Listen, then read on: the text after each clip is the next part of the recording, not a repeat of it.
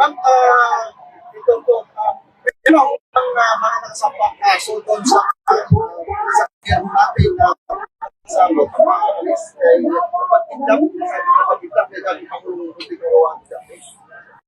Isa yon sa mga tulong ni Senator Amy, no, sa dating Pangulong Rodrigo Duterte. Noong ginawa niya ang hearing ay lumabas doon na nagsabuatan talaga sila sa paghila, pagkidnap, pagdukot kay dating Pangulong Duterte sa Pilipinas at hinatid siya dito sa The Hague. At merong chairman's report chairperson's report na sinabit niya sa ombudsman na kami ay nagdadasal na sana ay maakyat or ma-file na yung mga cases dyan sa ombudsman doon sa mga tao na kaparte o kasama sa illegal na pagkuha kay dating Pangulong Rodrigo Duterte.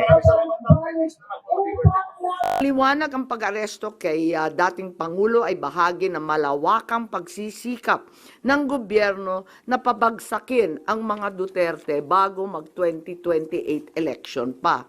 Ang unang malinaw na pagtangka upang pabagsakin ay sa pamamagitan ng PI na magsilbing panimula sa pagbabago ng probisyon ng ating konstitusyon para hadlangan makabalik sa 2028. Nang mabigo ito, nagmadali na siraan ang pangalan ng mag-ama.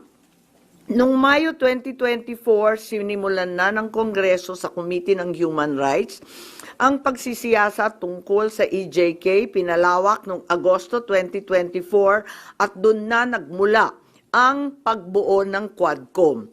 Dumating sa bansa ang mga kinatawan ng ICC noong October 2024. At sa tulong ng gobyerno, nakalap nila ang mga dokumento